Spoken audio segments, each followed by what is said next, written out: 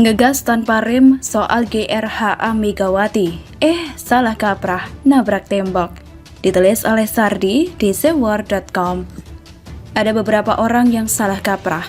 Awalnya dari sini, pembangunan museum dan galeri SBY disorot masif. Disorot karena ada dana APBD sebesar 9 miliar rupiah yang mengalir ke sana. Demokrat pun melakukan pembelaan dengan mengatakan bahwa SBY tidak pernah meminta dana hibah tersebut. Don, satu pertanyaan, kenapa tidak menolak? Ya, ini wajar sih, kalau dikasih saya pun tidak akan menolak. Hihihi. Terus katanya, dana hibah tersebut belum diterima oleh SBY sampai saat ini.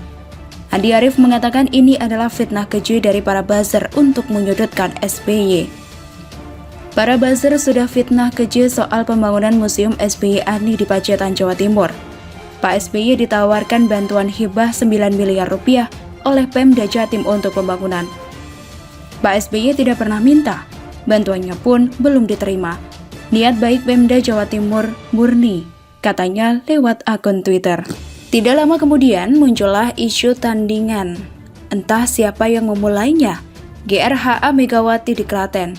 Mendengar nama Megawati, pastilah banyak orang yang akan mengaitkan ini dengan Megawati Soekarno Putri. Ini adalah gorengan yang sangat lezat. Apalagi diketahui sebenarnya hubungan antar mereka berdua agak renggang, kalau tidak mau dibilang saling cuek karena masalah politik beberapa tahun lalu. Sebentar dulu, kita mau sebut mereka yang goreng isu GRHA Megawati ini apa? Buzzer, kadron, rasanya terlalu sadis dan tidak relevan lagi. Buzzer aja deh, lebih halus. Jadi, para buzzer ini mengaitkan langsung tanpa melihat konteks. Langsung bandingkan harga antar keduanya. Apalagi, gedung tersebut memakan biaya 90 miliar rupiah.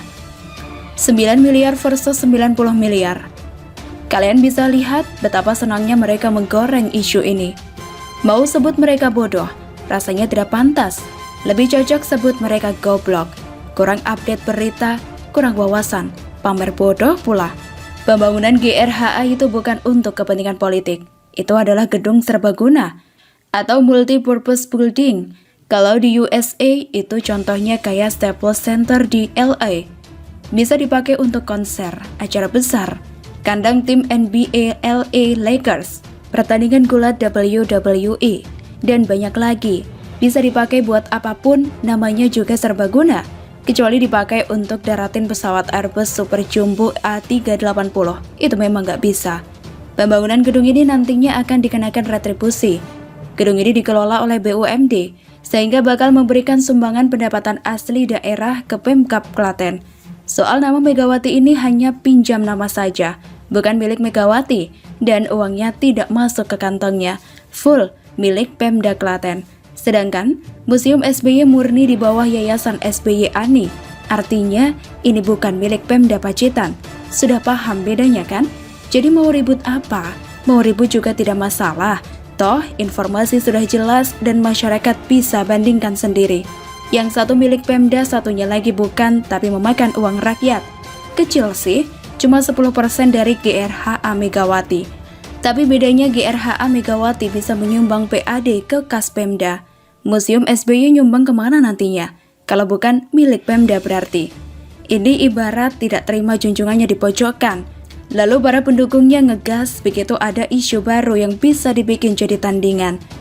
Gas gak tanggung-tanggung, gas penuh, tidak injak rem, kabel rem diputusin pula.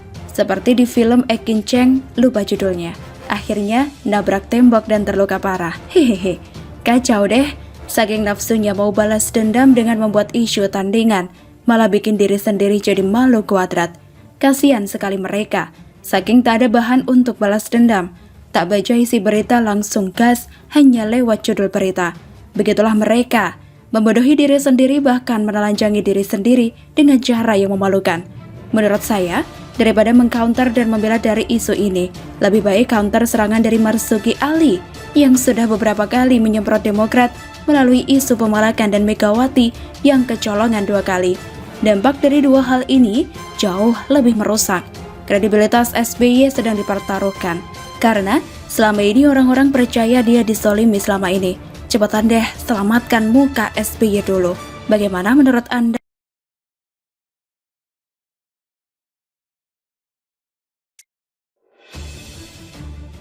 Presiden Jokowi sentil Anies dengan halus, tapi dalam. Ditulis oleh Nina Nur di sewar.com. Dari sudut pandang politis, kelakuan Anies bisa dibilang licik. Tidak perlu analisa mendalam untuk memahami cara licik Anies. Gubernur merupakan perpanjangan tangan pemerintah pusat. Harusnya ada pemikiran yang sinkron dan koordinasi dalam pengambilan kebijakan.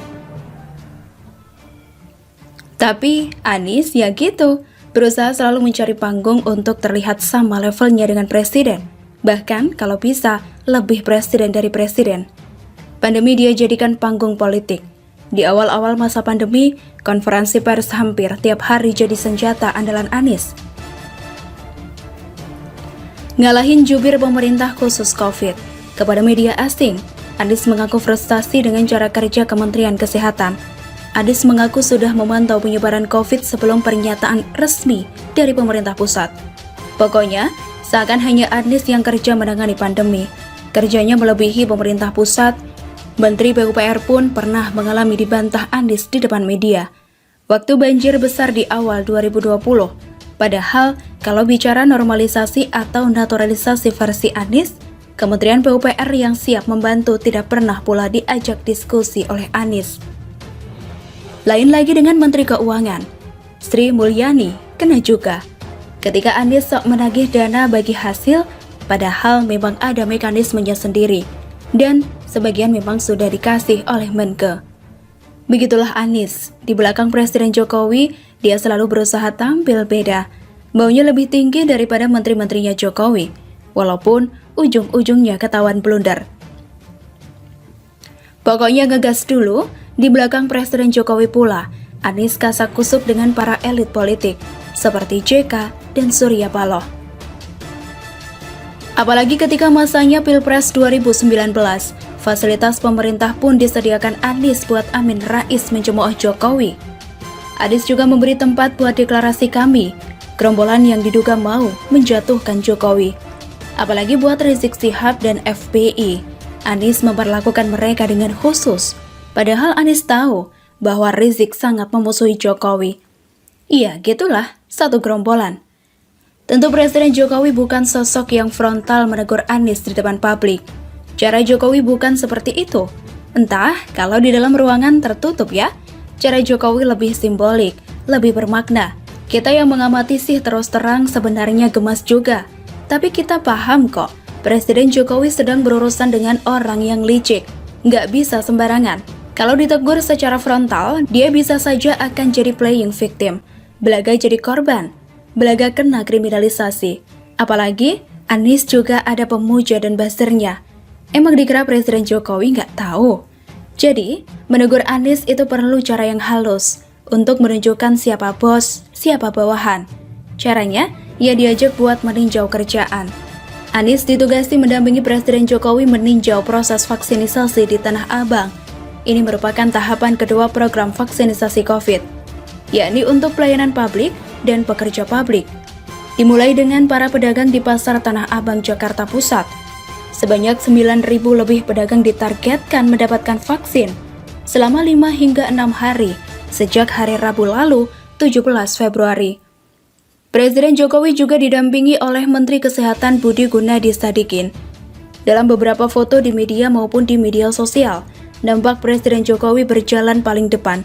Namanya juga presiden, beliaulah yang memimpin kan? Anies dan Menkes berjalan mengikuti arah yang dituju Presiden Jokowi. Di pemberitaan televisi, saya lihat nampak Presiden Jokowi berdialog dengan beberapa pedagang yang sedang divaksin. Ada satu video yang diunggah di akun resmi Instagram Presiden Jokowi. Versi sama yang lebih panjang saya taruh di bagian akhir tulisan ini ya. Dalam video itu terlihat begitu akrabnya Presiden Jokowi dengan warga yang divaksin. Para warga juga duluan menyapa beliau. Anies dicuekin seperti biasa, hehehe. Dan tentunya Presiden Jokowi lah yang menyampaikan pidato singkat soal kegiatan vaksinisasi itu. Video ini buat konsumsi nasional, dibikin oleh Sekretariat Presiden. Selain Presiden Jokowi, Menkes juga memberikan sedikit kata pengantar untuk penonton video. Anies nggak perlulah, hehehe. Melihat foto maupun video itu, kita bisa pula melihat mana yang atasan, mana yang bawahan.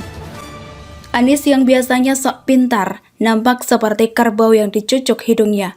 Mengikuti kemana Presiden Jokowi melangkah, ya mau nggak mau seperti bebek kan? Hehehe. Yang juga kocak adalah foto yang diunggah Presiden Jokowi di akun Instagram resminya. Anies di mana ya? Itu dia ketutupan petugas yang sedang melakukan vaksinisasi. Ya suka-suka Presiden Jokowi dong, mau pilih foto yang mana? Biasanya Anies berusaha mencari panggung untuk mengangkat citranya.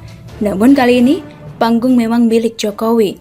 Anies hadir di situ sebagai anak buah Presiden Jokowi, bukan seperti gubernur rasa presiden maupun gubernur Indonesia. Capres? Belum tentu. Anies mau protes karena nggak kebagian panggung. Nggak bisa lah. Presiden Jokowi yang berusaha mendatangkan vaksin ke tanah air, rebutan dengan negara lain. Warga negara tetangga saja dibikin iri sama gercep Presiden Jokowi untuk mendapatkan vaksin. Presiden Jokowi pula yang mendapatkan vaksin pertama, sedangkan Anies kan nggak bisa karena pernah sakit COVID. Kalah dong sama para pedagang Tanah Abang. Rasanya gimana tuh ya? Selalu dari